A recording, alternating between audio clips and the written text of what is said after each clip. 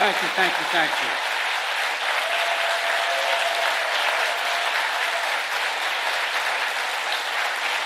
Thank you. Thank you, thank you, please, thank you. Thank you, thank you, thank you. It's good to be back at the State Department. Tony, if I may start by saying this, you're one of the finest men I've ever known in any undertaking, for one important reason. You You're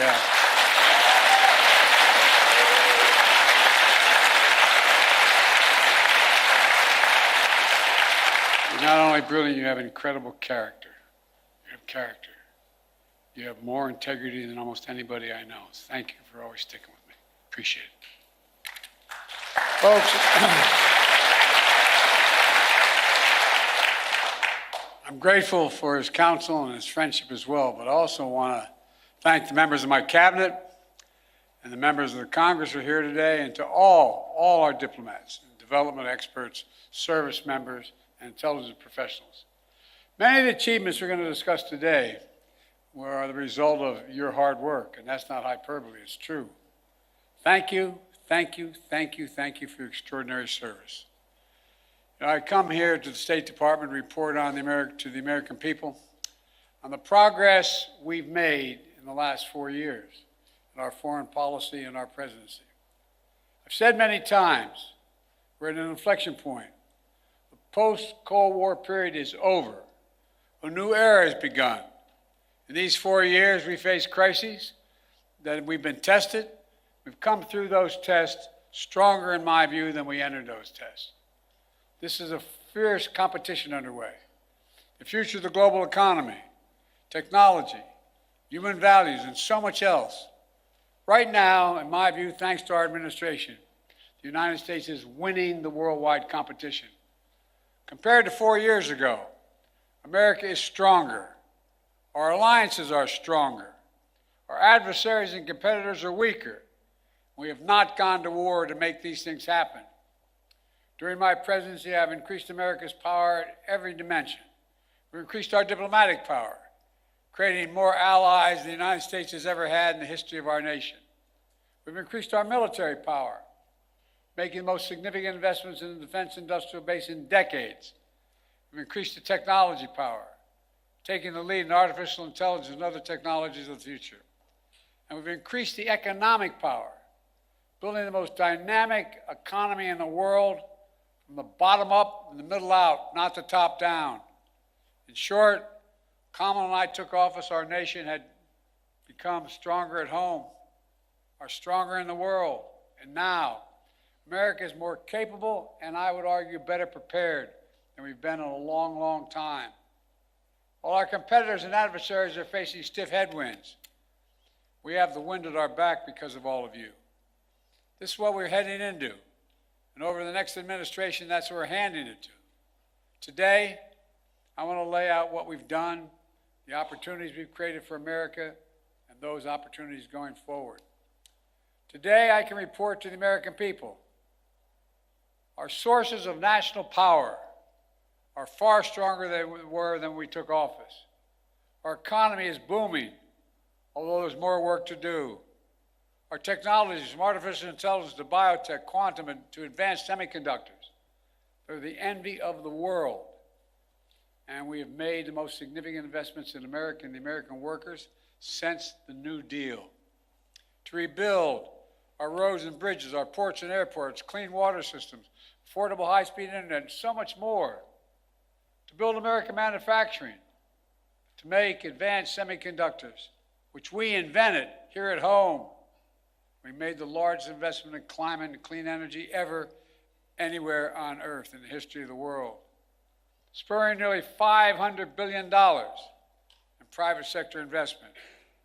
We've also significantly strengthened the defense industrial base, investing almost $1.3 trillion in procurement and research and development. In real dollars, that's more than America did in any 4-year period during the Cold War. This is going to ensure that we're fully equipped to fight and win wars, which is also the best way to deter wars in the first place. Today, I can report to the American people Our alliances are stronger than they've been in decades. NATO is more capable than it's ever been, and many more of our allies are paying their fair share. Before I took office, 9 NATO allies were spending 2% of their GDP on defense. Now 23 are spending 2%. Look at the Indo-Pacific.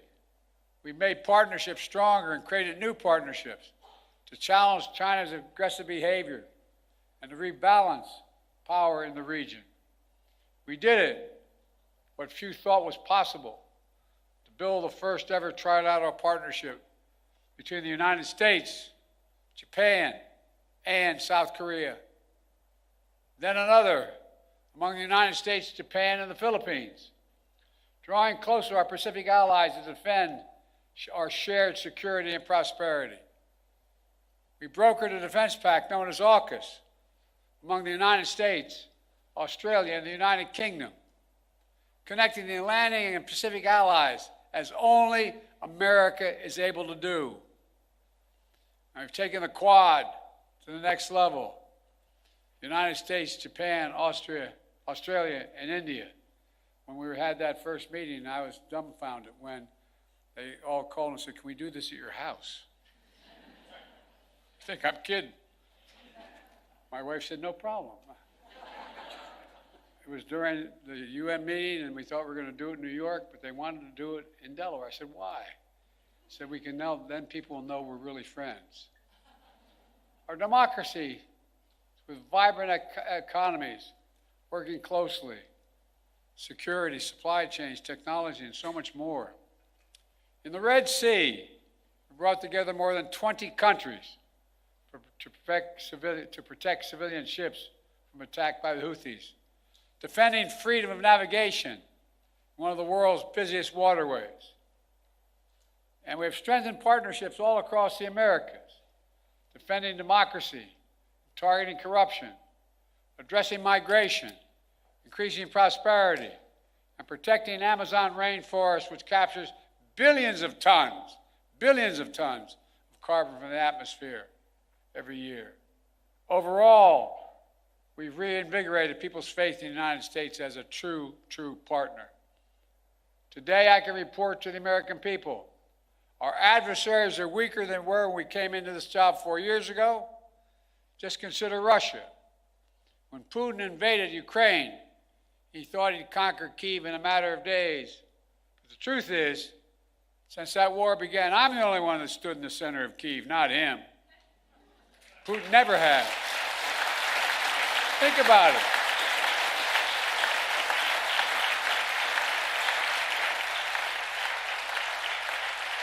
It was a long train ride, but I'm the only commander-in-chief to visit a war zone not controlled by U.S. forces. We helped Ukrainians stop Putin. And now, nearly three years later, Putin has failed to achieve any of his strategic objectives. He has failed thus far to subjugate Ukraine, failed to break the unity of NATO, and failed to make large territorial gains. There's more to do. We can't walk away. We rallied 50 nations to stand with Ukraine, not just in Europe, but for the first time in Asia as well. Because those countries in Asia know what happens in Ukraine matters to them as well. We delivered air interceptors, massive numbers of munitions, enacted relentless, unprecedented sanctions to keep Ukraine in the fight. And now Russia is struggling to replace what they are losing on the battlefield in terms of military equipment and fighters. And the ruble is under enormous pressure. As I saw it, when Putin launched his invasion, I had 2 jobs. One, to rally the world to defend Ukraine, and the other is to avoid war between 2 nuclear powers. We did both those things. Today, Ukraine is still free, independent country with the potential for a bright future. And we laid the foundation for the next administration so they can protect the bright future of the Ukrainian people. And now, look at Iran.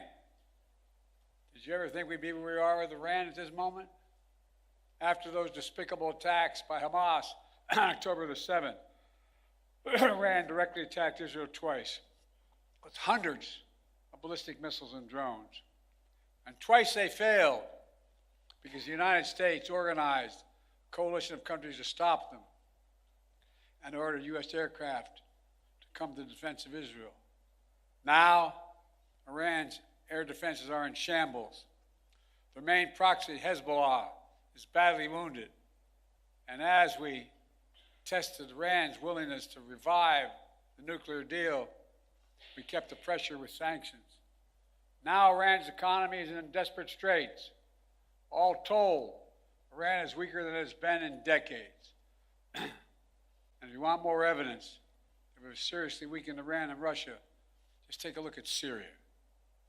President Assad was both countries' closest ally in the Middle East. Neither could keep him in power.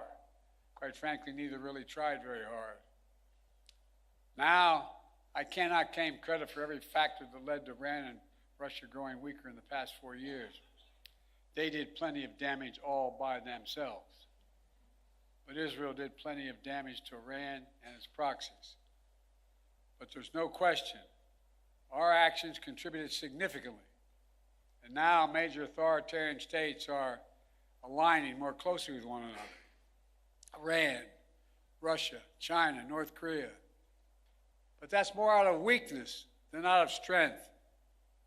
So as the new administration begins, the United States is in a fundamentally stronger position with respect to these countries than we were 4 years ago. Today, I can report to the American people we're in a better strategic position in the long-term competition with China than we were when I took office. You all recall, many experts believe were predicting it was inevitable that China's economy would surpass ours.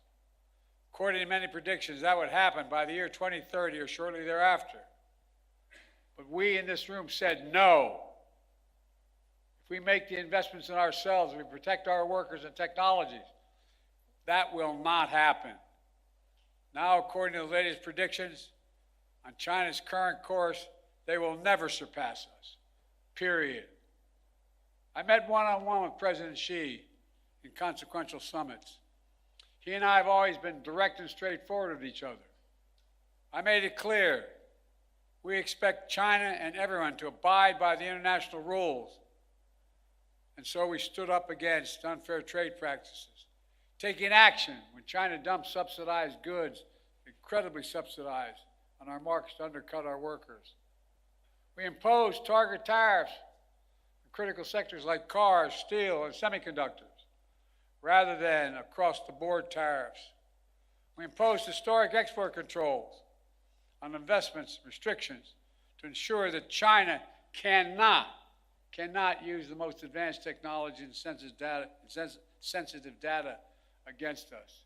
And critically, we enlisted our allies and partners to join us, building more convergence among our allies on a shared approach to China than ever existed, and showing that it's more effective to deal with China alongside of partners rather than going it alone. But even while we compete vigorously, we've managed our relationship with China responsibly, so it's never tipped over into conflict. We've created lines of communication between President Xi and myself, and between the leaders of our militaries, to avoid misunderstanding. We found ways to work with each other, to address climate change, to reduce the flow of fentanyl in the United States, which, by the way, overdose deaths are coming down across our nation. And in my administration, we've seized more fentanyl at our border in 2 years than the previous 5 years combined. Today, I can also report to the American people, we're the first president in decades who's not leaving a war in Afghanistan to his successor. But we've got bin Laden during the Obama-Biden administration, the primary objective of war had been accomplished. And I believe that going forward, the primary threat of al-Qaeda would no longer be emanating from Afghanistan, but from elsewhere. And so, we not need to station sizable number of American forces in Afghanistan. So when I took office, I had a choice. Ultimately, I saw no reason to keep thousands of servicemen in Afghanistan. I think I have my schedule with me, and I keep on my, I don't here, I don't have, but I keep on the back of my card the actual number of dead and wounded that occurred in our longest war, to remind myself. Keep spending hundreds of millions of dollars a day. We're no longer doing that. In my view, it was time to end the war and bring our troops home, and we did. I commend the courage of all those who served in Afghanistan. We grieve all 2,461 Americans who made the ultimate sacrifice in the longest war in American history. And I grieve those brave service members whose lives were lost during the withdrawal. We also thank those inside and outside of government who have done so much to help thousands of Afghan families resettle in the United States. Remember, critics said if we ended the war, it would damage our alliances and create threats to our homeland from foreign-directed terrorism out of a safe haven in Afghanistan. Neither has occurred. Neither has occurred. And our alliance has stayed strong. We've used our over-the-horizon capabilities to strike in Afghanistan and elsewhere when we had to. For instance, eliminating Zawahiri, the leader of al-Qaeda, who helped orchestrate the September 11th attacks. And we did it without putting more American boots on the ground. And by ending the war, we've been able to focus our energy and resources on more urgent challenges.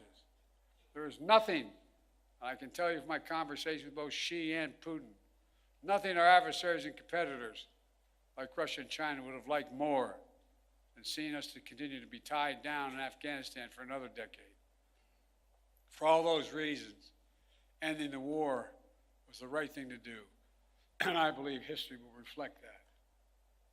And from the moment I entered office, I also worked to free as many Americans as possible being held hostage or wrongfully detained overseas. We brought home more than 75 Americans by last count. In some cases, it took months, even years of effort, like the prisoner swap with Russia over the past summer. A feat of diplomacy involving many of you and involving multiple countries who joined complex negotiations at our request. Another example of the power of our alliances. We did not have these relationships, those women and women would likely still be in prison. And finally, I can report to the American people that we restored our leadership in a range of other generational priorities. When I took office, we were no longer part of the International Climate Agreement. We announced on day one that we would join the Paris Accord, rejoin. And we've led by example. We've conserved hundreds of millions of acres of land and water, more than any president in American history, making investments in clean energy and convincing other nations to join us. Thanks to our efforts, the world has reached the goal of investing $100 billion every year in public and private funds to reduce greenhouse emissions, to drive down the cost of clean energy, to help developing nations adapt to climate change. Our administration has launched a transformative initiative to build high-impact infrastructure in developing nations. It's called PGI. You all know that better than anyone. This is our alternative to what China offers with its massive projects across Africa and beyond. But their approach features no workers' rights, no environmental protections, unmanageable debt, shoddy construction, all in exchange for military access to ports and other exploitative purposes. By contrast, we've leveraged $600 billion and unleashed the private sector to build an infrastructure in order to grow economies and combat climate change. As an example, I was recently in Angola to see a major project being built with the help of American public funding, which brought in even more private investment. We're building the first ever transcontinental railroad across Africa. It will significantly improve the economies of the region, will help farmers transport crops in new global markets, We'll transport critical minerals that are needed for electric vehicles and semiconductors. China used to control the supply chains and these materials, but not for long. Now make no mistake, there are serious challenges the United States must continue to deal with. In Ukraine, in the Middle East, in the Indo-Pacific. Must keep the pressure on the Houthis, who are attacking ships in the Red Sea, launching missiles at Israel, and firing at American forces. Must deter North Korea as they rattle their saber and draw closer to Russia. And new challenges will certainly emerge in the months and years ahead. But even so, it's clear my administration is leaving the next administration with a very strong hand to play. And we're leaving them in America with more friends and stronger alliances, whose adversaries are weaker and under pressure. An America that once again is leading, uniting countries, setting the agenda, bringing others together behind our plans and visions. An America which is no longer at war, which has made historic investments in American workers, American energies, American factories, generating the strongest economy in the world, which is now in a much better position to win the future against any competitor. These wins are not partisan. They're American. They benefit all Americans and reflect America's endless capacity for leadership and reinvention. Look, folks, the United States should take full advantage of our diplomatic and geopolitical opportunities we've created to keep bringing countries together to deal with challenges posed by China, to make sure Putin's war ends in a just and lasting peace for Ukraine, and to capitalize on a new moment for a more stable, integrated Middle East. To do that, the next administration must make sure the fall of Assad does not lead to the resurgence of ISIS in Syria and across the region. It must carry forward the commitment that America will never, never allow Iran to acquire a nuclear weapon. And on the war between Israel and Hamas, we're in the brink of a proposal that I laid out in detail months ago, finally coming to fruition. I have learned in many years of public service to never, never, never, ever give up. So I spoke to Prime Minister of Israel yesterday. I spoke to Emir Qatar today. I look forward to speaking with President Sisi soon. We're pressing hard to close this. The deal we have structured would free the hostages, halt the fighting, provide security to Israel, and allow us to significantly surge humanitarian assistance to the Palestinians who've suffered terribly in this war that Hamas started. They've been through hell. So many innocent people have been killed. So many communities have been destroyed. The Palestinian people deserve peace and the right to determine their own futures. Israel deserves peace and real security. And the hostages and their families deserve to be reunited. And so we're working urgently to close this deal. And as we deal with immediate challenges, in my view, we have to look to the future. I urge the next administration to carry forward two issues that have been central to my presidency and which shape the future, in my view. On artificial intelligence, we are in the lead, and we must stay in the lead. We must not offshore artificial intelligence, as we once did with computer chips and other critical technologies. AI has the power to reshape economies, governments, national security, entire societies. And it must be the United States and our closest allies that lead the way to ensure people's rights are respected, their safety is protected, and their data is secure.